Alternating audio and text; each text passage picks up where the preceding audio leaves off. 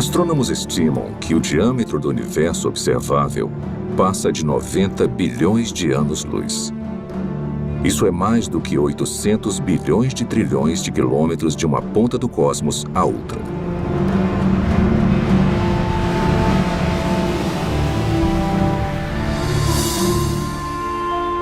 O universo contém pelo menos 170 bilhões de galáxias. Com tantas estrelas e planetas que superam em número a quantidade de grãos de areia em todas as praias do mundo.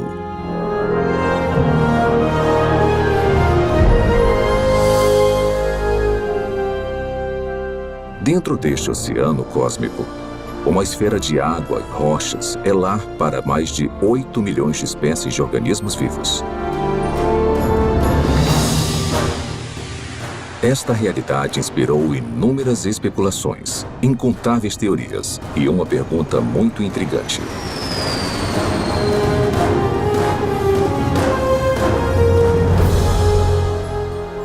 Quais são as chances de a vida ter surgido no terceiro planeta depois de um Sol orbitando em um braço espiral da galáxia Via Láctea? Foi simplesmente um golpe de sorte ou haveriam mais aspectos envolvidos além do acaso e das interações aleatórias entre matéria e energia?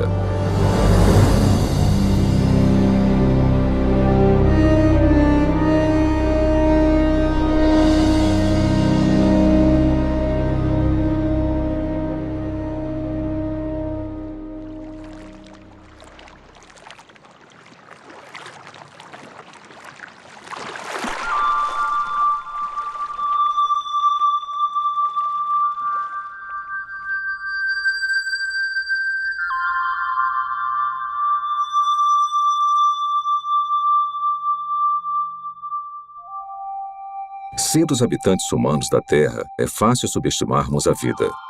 Na verdade, somos mimados por uma abundância.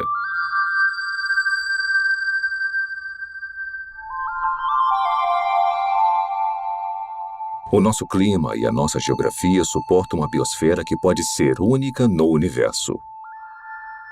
E basicamente não há lugares muito quentes, muito frios ou muito isolados para os organismos vivos prosperarem.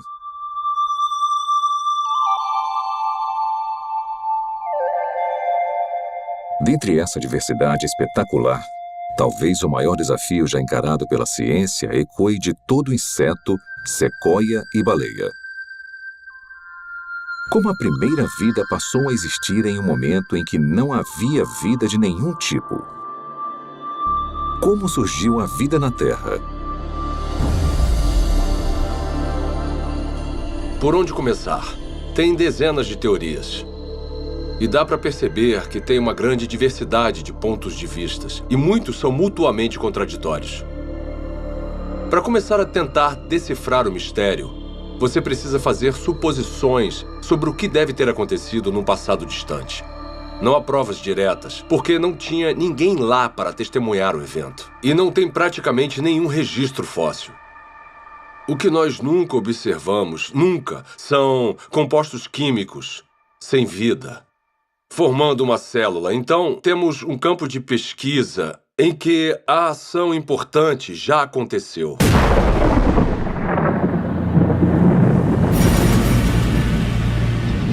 A história primordial da Terra é, de fato, uma narrativa incompleta. Mas apesar da ausência de provas físicas, a maioria dos cientistas acredita que a vida se originou quando a energia atingiu substâncias inorgânicas nos oceanos, crosta e atmosfera do planeta, para criar os componentes básicos para a primeira célula autorreplicante. Ao pensar na origem da vida, as regras, e não digo da própria ciência, mas da filosofia subjacente, as regras dizem que para resolver o problema, você pode usar matéria, energia, lei natural, irregularidades naturais e processos do acaso. Mas o seu kit de ferramentas acaba aí. O que você não pode usar, de acordo com as regras, as ditas regras da ciência, é mente ou inteligência. Se tivermos que dar um nome a essa posição, não tem um nome melhor do que materialismo científico. Uma filosofia que diz que a única explicação aceitável deve ser dada com base na matéria e na energia. E se você não consegue resolver o problema com essas ferramentas, você não pode mudar as regras. Então, partindo dessa perspectiva, como a vida se originou a partir de apenas matéria e energia? Agora, tenta resolver o problema. Como construir uma célula? Toda vida que já existiu na Terra é composta de células. E os indícios para sua origem estão entrelaçados em uma rede de máquinas moleculares.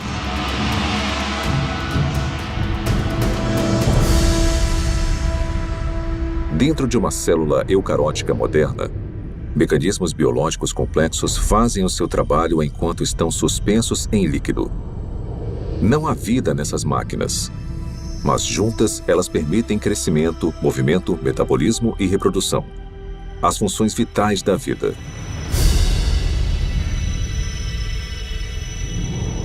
Cada componente dessa fábrica celular é feito de grandes moléculas compostas. E as mais numerosas são as proteínas.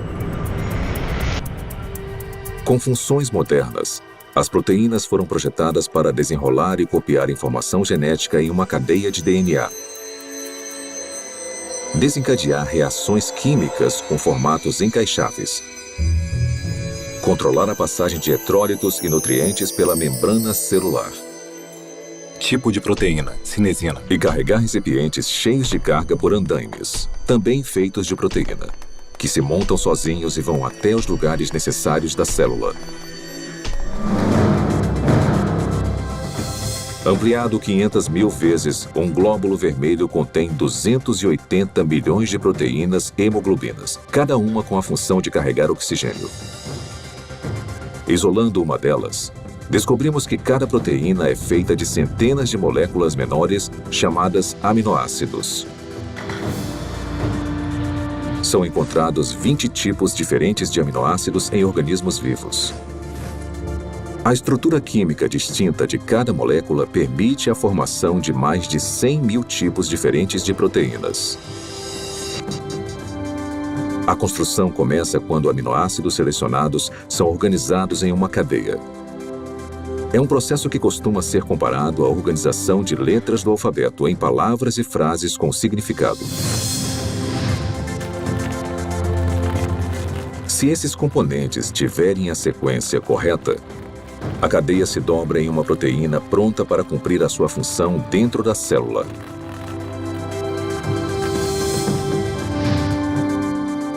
Mas se os aminoácidos forem arranjados na ordem errada, a cadeia não vai se dobrar e eventualmente será destruída.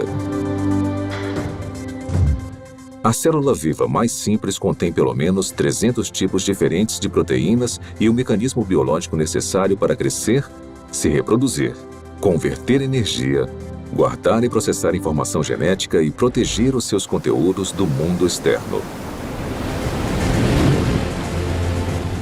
Componentes e funções similares também seriam necessários na primeira célula viva.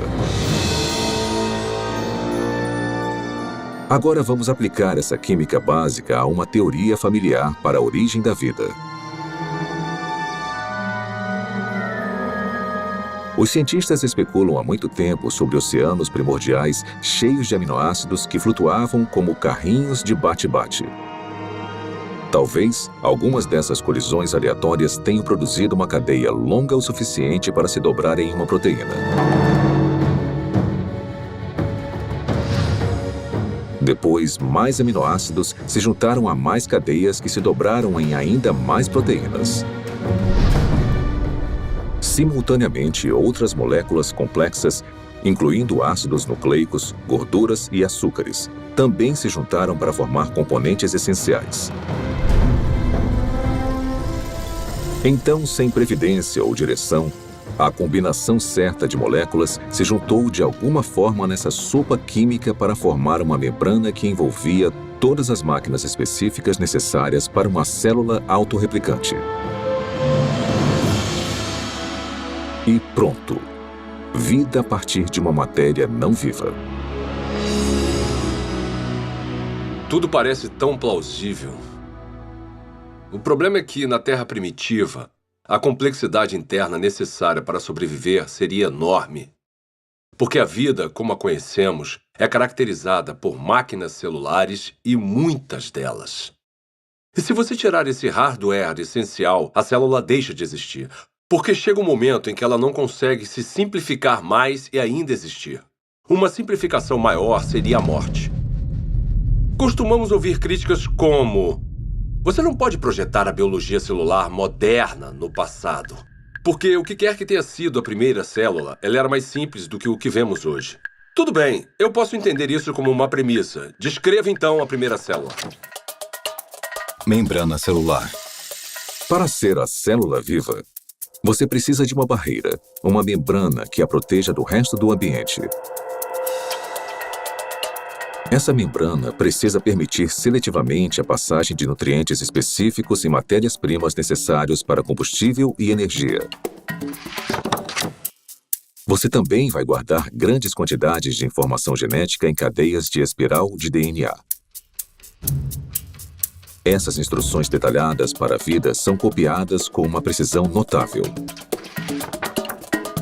Então, em fábricas chamadas ribossomos, essa informação é convertida em cadeias de aminoácidos e proteínas. Replicação celular. Por fim, você vai estar equipado com tudo o que precisa para reproduzir as gerações futuras de células. Essas funções básicas são realizadas por todos os seres vivos. São, de certa forma, características do que significa estar vivo. Então, seja uma célula do passado, ou uma célula bem simples, ou uma célula mais complicada de hoje em dia, não faz diferença, ela vai precisar realizar essas funções.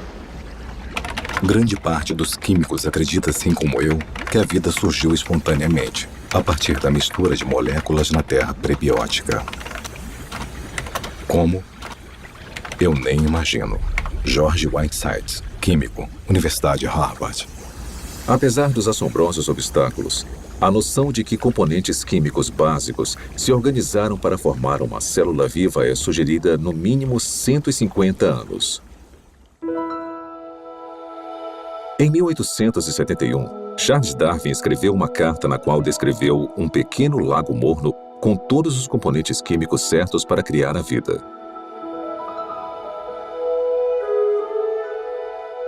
Meio século depois, o bioquímico russo Alexander Oparin expandiu as ideias de Darwin.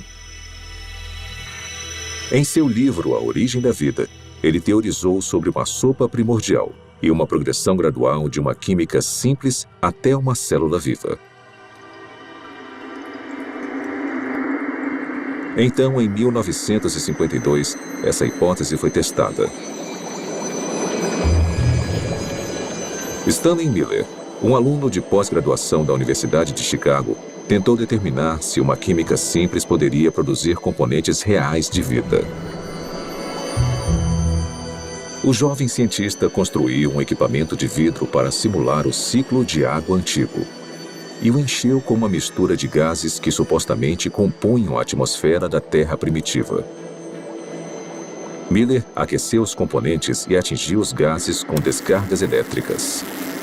Faíscas elétricas para desencadear uma reação. Poucos dias depois, um lodo parecido com piche se formou no vidro. Nele, Miller identificou 4 dos 20 aminoácidos encontrados em proteínas. Pela primeira vez, sob condições supostamente naturais, moléculas cruciais para a vida foram geradas a partir de matéria e energia. Houve muito alvoroço quando o experimento de Miller foi publicado pela primeira vez, porque parecia ser fácil conseguir os componentes dos seres vivos. E se era fácil conseguir os componentes, talvez não fosse tão difícil transformar esses componentes químicos nas primeiras células vivas. Apesar de sua premissa ser inovadora, o experimento de Stanley Miller logo foi considerado muito falho, pois ele não havia usado os gases corretos, negligenciando o nitrogênio, o dióxido de carbono e o oxigênio, que teriam destruído as moléculas necessárias para a vida na Terra primitiva. Mas apesar dos erros, o trabalho de Miller inspirou outras tentativas de recriar as condições pré-bióticas. Hoje, após décadas de investigações, a esperança de se encontrar uma solução de forma simples e clara já não existe mais. Mesmo assim, as pesquisas sobre a origem da vida continuam por todo o mundo. Sua hipótese essencial de que as células vivas surgiram através da química natural agora é conhecida como evolução química. A evolução química vem com muita bagagem.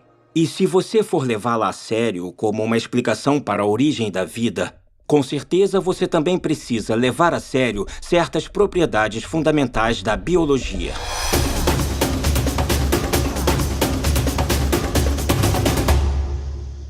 As moléculas envolvidas na vida não têm inteligência, não têm previdência. Elas não têm como saber o que precisam fazer depois para então conseguirem se transformar em química orgânica.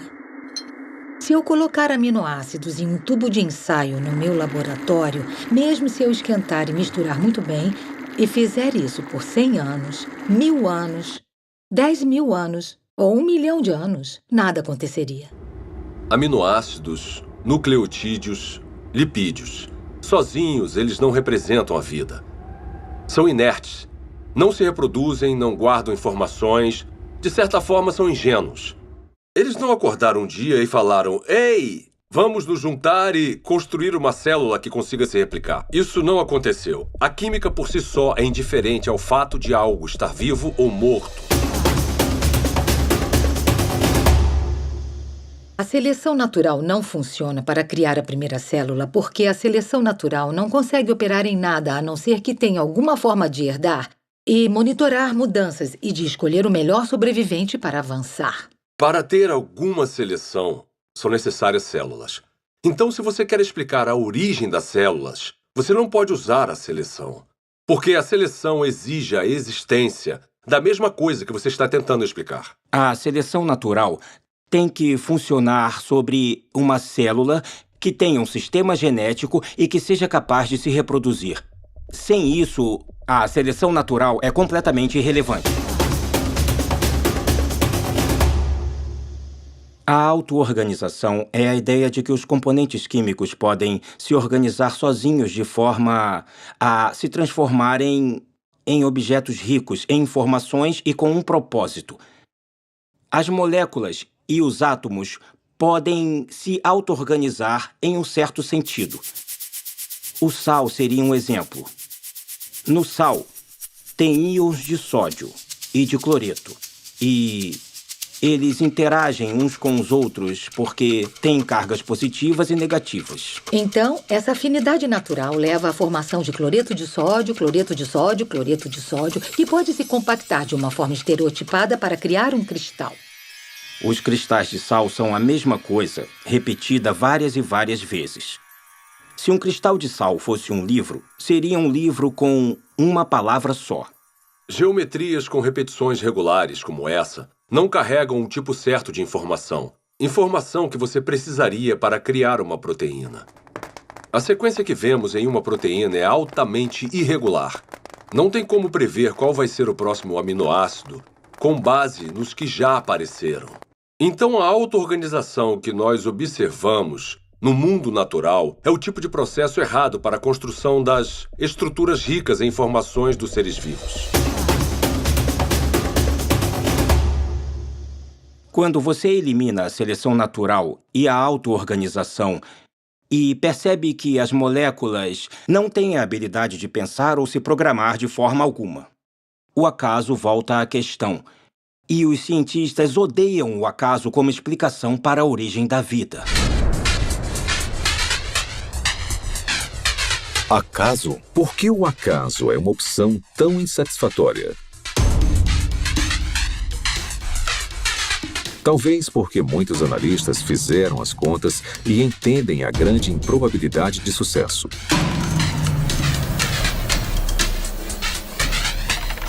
O acaso é definido como o elemento desconhecido e imprevisível em qualquer evento que não tenha um motivo atribuível ou orientação de uma lei natural ou de um agente inteligente. Desde o século XVII, uma ferramenta foi utilizada constantemente para prever o resultado de tais eventos. Se chama probabilidade matemática. De forma bem simplificada, é assim que a teoria funciona. Quando você atira uma moeda e escolhe cara, a probabilidade de você acertar é de 50%, ou uma probabilidade de 1 sobre 2. Se atirar 2 moedas, a probabilidade de tirar cara 2 vezes simultâneas é de 1 sobre 4. 3 moedas e 3 caras em uma única tentativa? 1 sobre 8. Sempre que adicionamos mais uma moeda, a probabilidade de sucesso, nesse caso, tirar só cara na mesma jogada, é reduzida exponencialmente por um múltiplo de 2. Então, se 10 moedas forem atiradas, a probabilidade de tirar cara 10 vezes é de 1 sobre 2 elevado à 10ª potência ou menos de uma chance a cada 1000.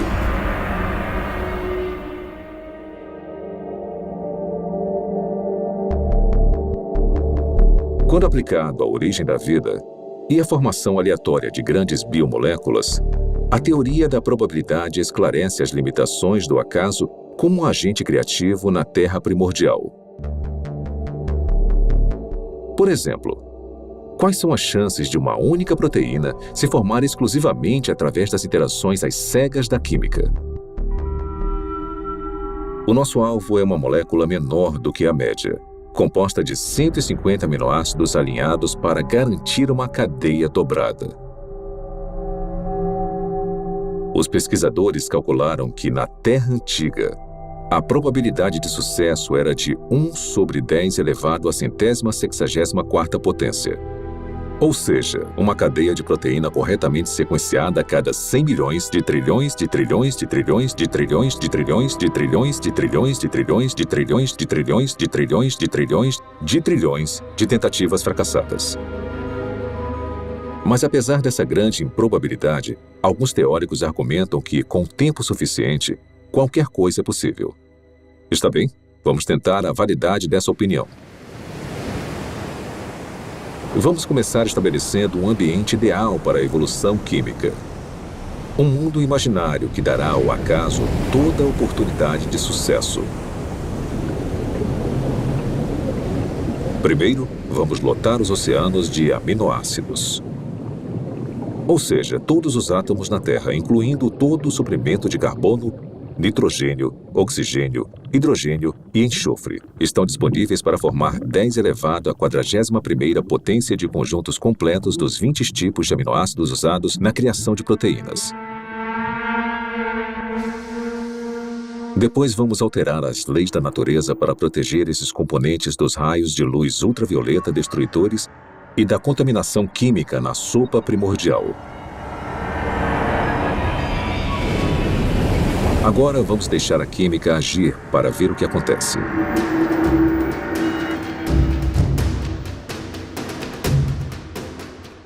Os aminoácidos começam a se juntar furiosamente. No nosso experimento, uma cadeia inteira com 150 unidades se forma sozinha em apenas 1 segundo. Como os 20 tipos de aminoácidos estão disponíveis, na maioria dos lugares, há uma probabilidade de 5% ou de 1 sobre 20 da molécula correta se alinhar na cadeia. Se a sequência estiver incorreta, a cadeia é destruída imediatamente e se inicia um novo agrupamento. Por todo o planeta, 6 milhões de bilhões de trilhões de tentativas vão acontecer a cada minuto.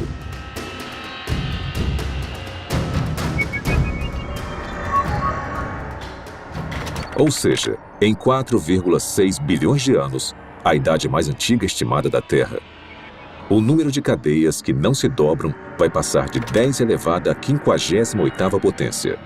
É uma quantidade espantosa, mas não chega nem perto de 10 elevado à 164ª potência. Aproximadamente as tentativas necessárias para se criar uma proteína de 150 aminoácidos por acaso. Então, se a química não direcionada não consegue criar a nossa cobiçada molécula durante toda a história da Terra, quanto tempo teria sido necessário? Para descobrir, vamos fazer um passeio. Vamos começar construindo uma ponte que percorra o diâmetro do universo observável. Uma distância de mais de 90 bilhões de anos-luz. Depois, vamos colocar uma ameba em uma extremidade da ponte. Esse organismo unicelular vai viajar a velocidade espontaneamente de 30 centímetros por ano. Começar. Enquanto esperamos uma proteína se formar por acaso, a ameba se arrasta por mais de 5 bilhões de bilhões de bilhões de anos para cruzar todo o universo e depois voltar. Mas esta corrida está só começando. A ameba sai de novo. Consegue chegar à outra extremidade do cosmos e depois volta para casa. Mesmo assim, nenhuma proteína funcional está à vista. Para a próxima viagem, vamos incluir uma carga, um único átomo.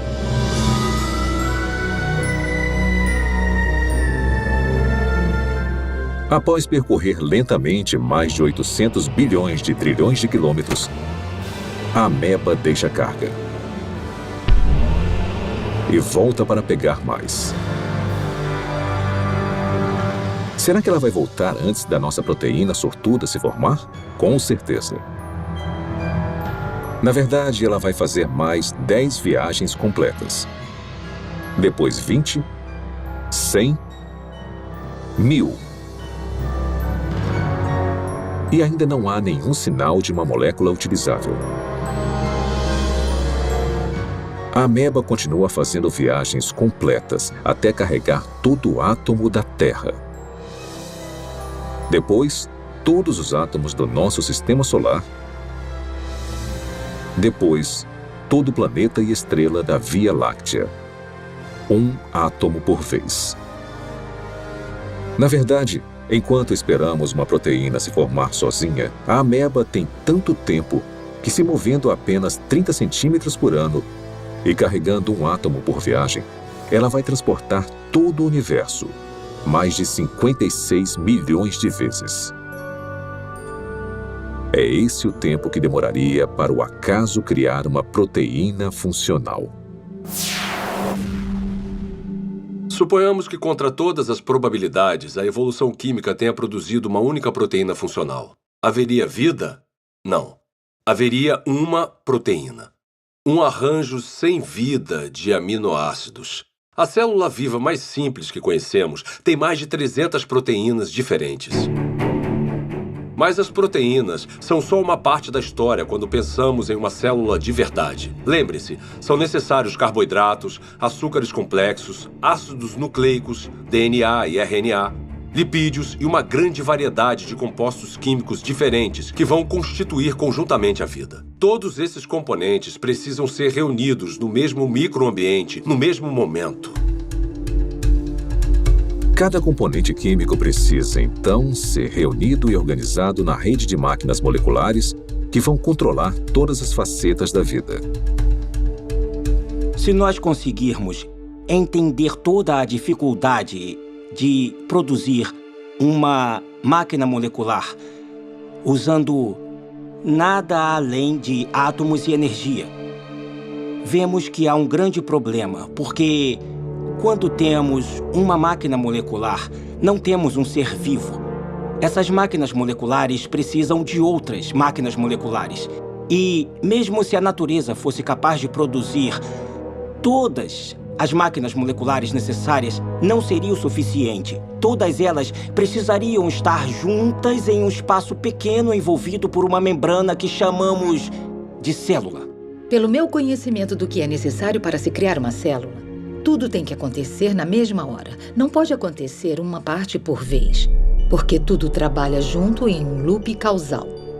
O mais alto nível de organização transcende as partes. A organização espacial na célula exige que as moléculas estejam no lugar certo na hora certa. O DNA é copiado para o RNA. A polimerase que faz a cópia precisa encontrar o lugar certo no DNA para começar a copiar. O RNA precisa se ligar de alguma forma aos ribossomos, que precisam estar em um lugar específico, e então as proteínas criadas precisam ir a um outro lugar específico. Isto é muita coisa para ser explicada pelo acaso. A probabilidade de eles estarem no mesmo espaço ao mesmo tempo se torna mais do que inimaginável. E a probabilidade deles estarem cercados por uma membrana, assim como uma célula, é basicamente impossível. Tirando o acaso da questão, a busca por uma explicação materialista viável seguiu em várias direções. As teorias incluem superfícies de argila com rachaduras, para onde as moléculas orgânicas poderiam ser atraídas e alinhadas em cadeias de ácidos nucleicos e aminoácidos. Fontes hidrotermais no fundo do mar, que expeliam componentes químicos de caldeirões subaquáticos aquecidos a centenas de graus. E oceanos primordiais cheios de RNA, uma molécula versátil capaz de armazenar e replicar informação genética, teoricamente sem a ajuda do DNA ou de proteínas. Propostas como essas causaram um interesse considerável. Mesmo assim, todas encaram o mesmo obstáculo que derrubou o acaso: a transformação de componentes sem vida nas biomoléculas complexas da vida. Esse problema fica evidente na hipótese do mundo de RNA. O mundo de RNA é a ideia de que é possível juntar nucleotídeos suficientes para criar uma cadeia longo o suficiente para se autocopiar e, depois de se copiar, fazer a mesma coisa novamente. Os pesquisadores da origem da vida supõem que a primeira vida era composta de nada além de RNA e podia, de alguma forma, criar um mundo mais complexo, onde há proteína e DNA. Ninguém sabe como isso aconteceria. Desde a apresentação do mundo de RNA, a aceitação da teoria aumentou, apesar das várias limitações, inclusive a durabilidade da molécula. Se você apenas olhar para uma molécula de RNA, ela parece se desintegrar. Trabalhar com RNA é extremamente difícil, porque ele é muito delicado. Ele foi criado para ser um depósito temporário de informação. E, em consequência da sua delicadeza, é muito improvável que ele seja útil como algum tipo de ponto de partida para a existência da vida. Então, o RNA não pode preceder a primeira célula porque precisa estar dentro de um ambiente celular para ficar estável, para ser copiado e para ser útil. Hoje em dia, moléculas de RNA são criadas em condições de laboratório. Para muitos bioquímicos, essas cadeias sintéticas de ácidos nucleicos são pelo menos uma confirmação parcial de que a evolução química criou a vida na Terra primordial. Para criar RNA no laboratório, você precisa limpar as superfícies, limpar as pipetas, usar luvas especiais e deixá-lo coberto. E depois torcer para não haver contaminação, porque se houver, o RNA já era. Depois, você precisa resolver o problema do sequenciamento. Então, você precisa de cientistas trabalhando duro para sequenciar o RNA, tentar combinações diferentes e encontrar uma que possa se copiar. Depois, você precisa ter uma cadeia complicada de RNA, que consiga funcionar como a herança e como a enzima no sistema. E as maiores mentes do mundo estão trabalhando nisso, mas ainda não conseguiram resolver o problema. Refletindo sobre a origem da vida e as implicações do RNA sintético, o químico Robert Shapiro observou: a falha nesse tipo de pesquisa não é a química. A falha é a lógica de que o controle experimental de um laboratório moderno estaria disponível na Terra primordial. Na verdade, as chances contra o RNA se formar sozinho são astronômicas.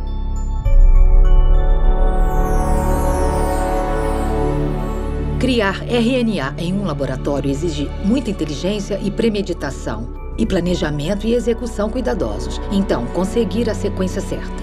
Sem consciência, sem intenção, não vai acontecer. A probabilidade da evolução química é ainda mais enfraquecida pela composição da sopa primordial. Se a sopa primordial tiver existido, ela teria sido um grande caos quimicamente. Há vários tipos de reações cruzadas opostas que teriam acontecido na Terra primordial e que interfeririam com a química que você deseja. Ou seja, moléculas que não são utilizadas pelos seres vivos e que são prejudiciais aos seres vivos. As condições na Terra primordial eram hostis à vida, eram hostis à formação dos tipos de ligações necessárias para criar moléculas biológicas.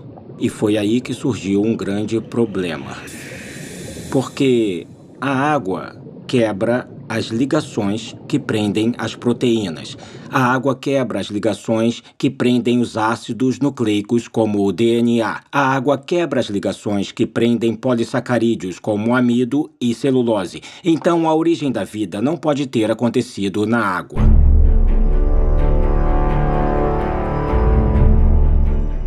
Encarando desafios intransponíveis na Terra, alguns cientistas expandiram as fronteiras de suas buscas.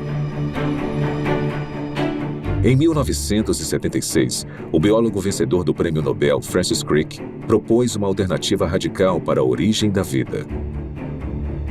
Crick sugeriu que o nosso planeta foi semeado com organismos microscópicos, que foram transportados de outra parte do universo, por uma civilização alienígena. Essa teoria é chamada de panspermia. 5 anos depois, o físico Fred Hoyle ofereceu uma versão modificada de panspermia, quando teorizou que as cadeias de DNA haviam sido criadas por uma inteligência de uma galáxia distante e se espalharam como sementes de dente de leão em um dia de ventania. Parte desse material genético chegou na Terra. Outra versão da teoria, popularizada pela Rocha de Marte, um meteorito descoberto na Antártida, afirma que micróbios evoluíram em outro lugar da galáxia e vieram até a Terra, em cometas e asteroides. De alguma forma, podemos falar que a panspermia é um abandono da ciência, porque ela coloca o problema além da examinação. Se a ciência nos diz que a vida provavelmente não começou a existir por conta própria aqui na Terra, então deve ter vindo de outro lugar. Mesmo que pareça um filme de terror ruim dos anos 1950, veio do espaço sideral. Se eu não consigo explicar a vida no planeta Terra, porque, digamos, a atmosfera necessária é geologicamente implausível ou porque eu não consigo a quantidade suficiente de moléculas biologicamente relevantes, esses problemas vão existir em qualquer outro planeta onde postularmos que a vida se originou. Não podemos apagar esses problemas mudando de lugar para outra parte da galáxia. Resumindo, a panspermia não resolve o problema da origem da vida, só o joga para outro local. As falhas da panspermia levaram alguns pesquisadores a uma teoria que vai além da astronomia convencional: o multiverso. De acordo com essa hipótese, o nosso universo não é único.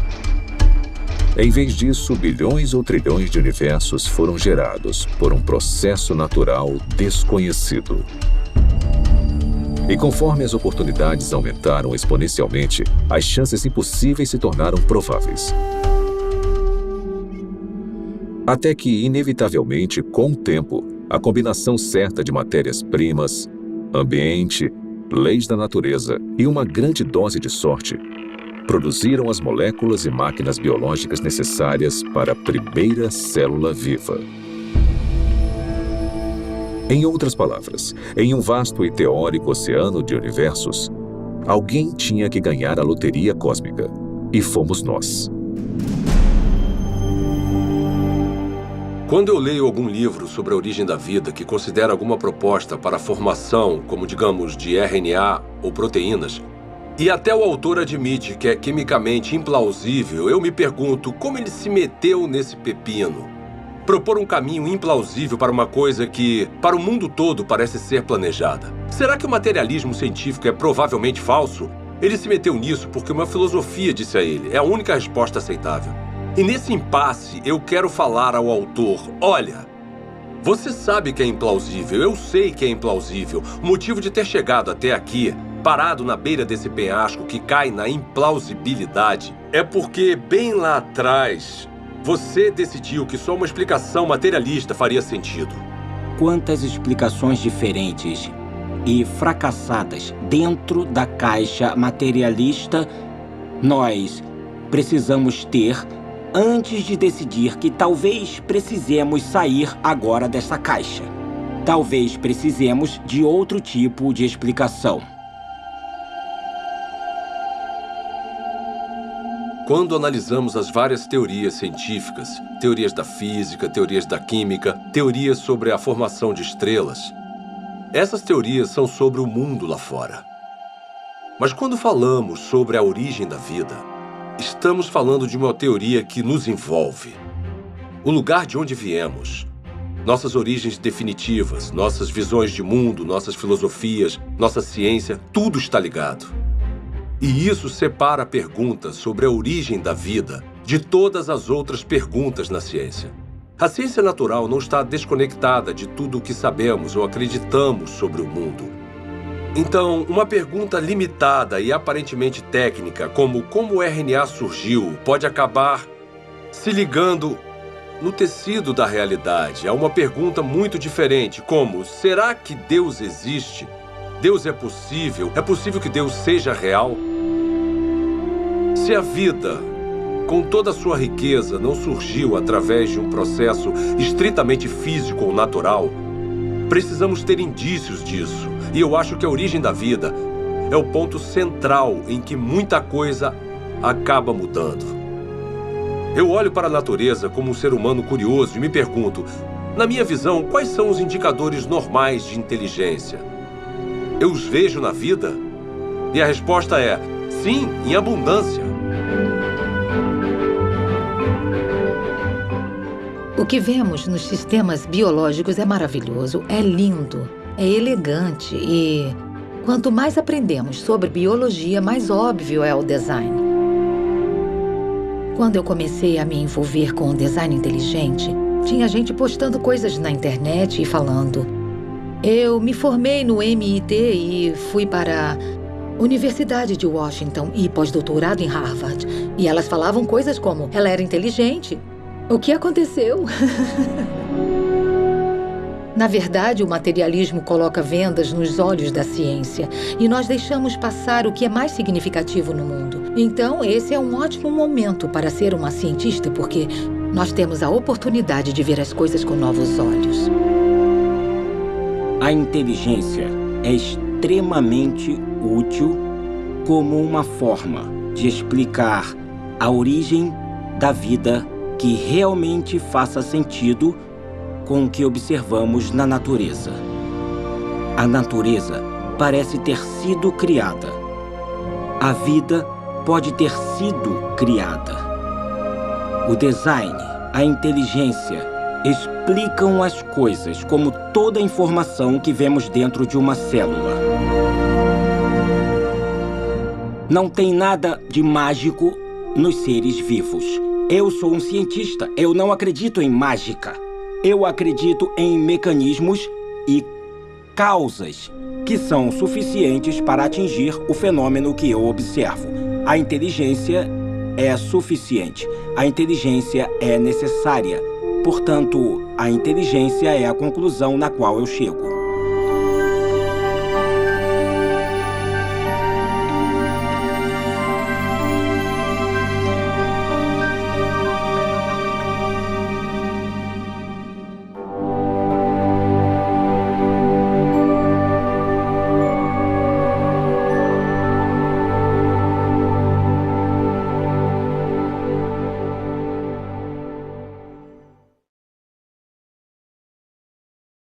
Espero que tenham gostado de A Origem. Foi animador fazer parte de um projeto que chega ao cerne das grandes perguntas que influenciam profundamente a nossa visão de mundo de várias formas.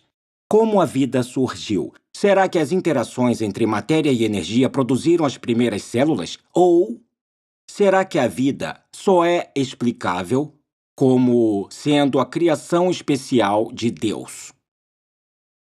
Nos últimos 30 anos, tecnologias espetaculares permitiram que os pesquisadores descobrissem e visualizassem a rede complexa de máquinas biológicas que trabalham dentro de cada célula viva. Esse conhecimento inspirou o desenvolvimento de um caso científico, convincente para o design inteligente e para a origem da primeira vida. É um caso baseado puramente em provas, lógica e razão. Agora queríamos mostrar um pequeno vídeo que explica os princípios básicos dessa teoria, que algum dia pode revolucionar a forma como a ciência é praticada, ensinada e entendida por todo o mundo.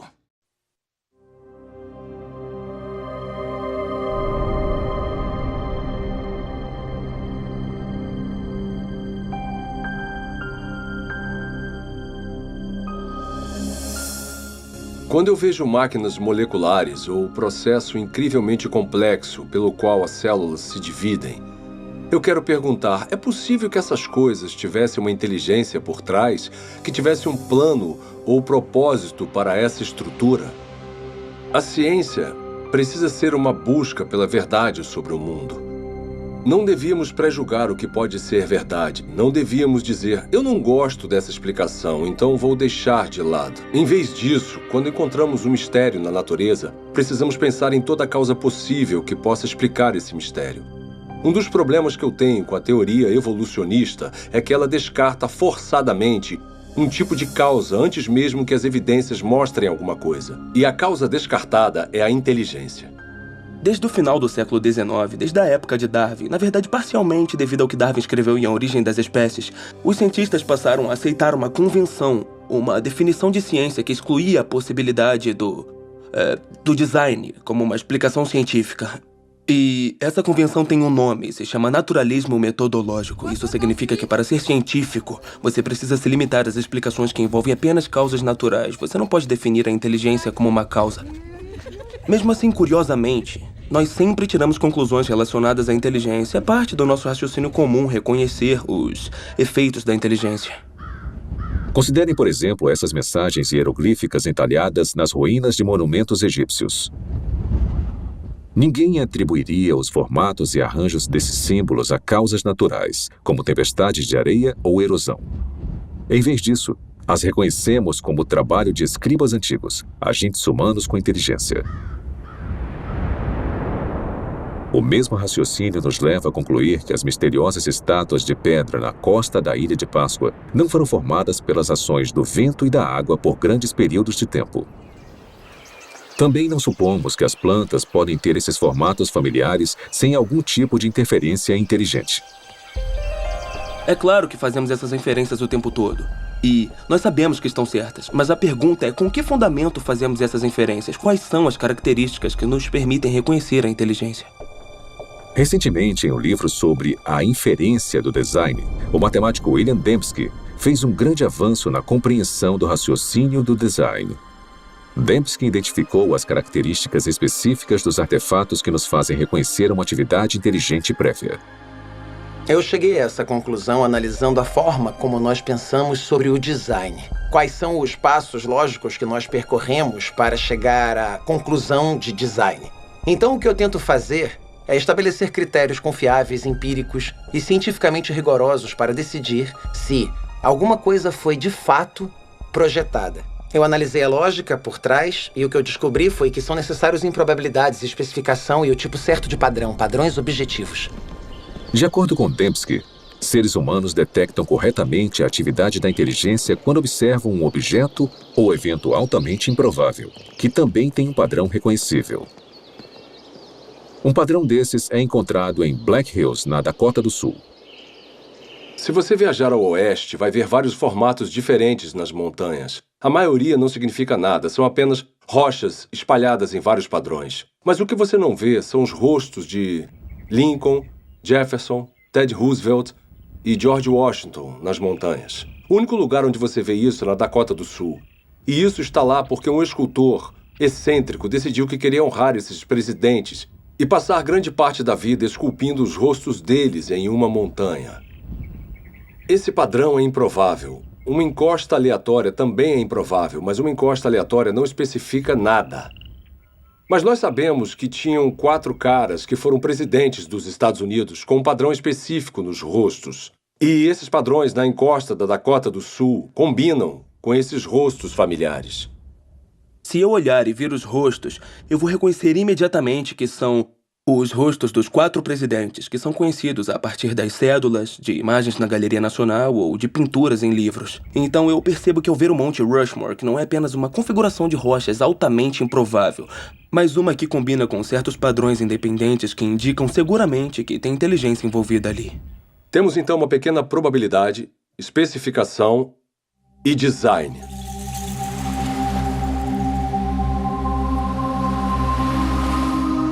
Em uma praia, outro padrão improvável gravado na areia ilustra como nós detectamos o design. Ninguém inferiria que essa mensagem foi escrita pelo movimento das ondas. Em vez disso, devido às características desse padrão, nós identificamos as palavras como produtos da inteligência.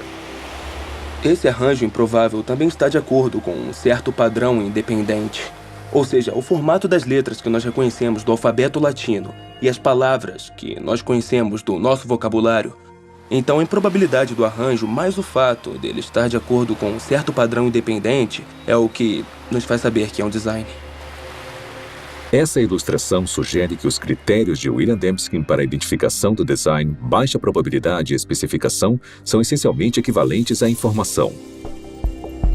O tipo de informação presente não apenas em imagens, textos escritos e sequências numéricas, mas também presente em softwares e em sinais de rádio.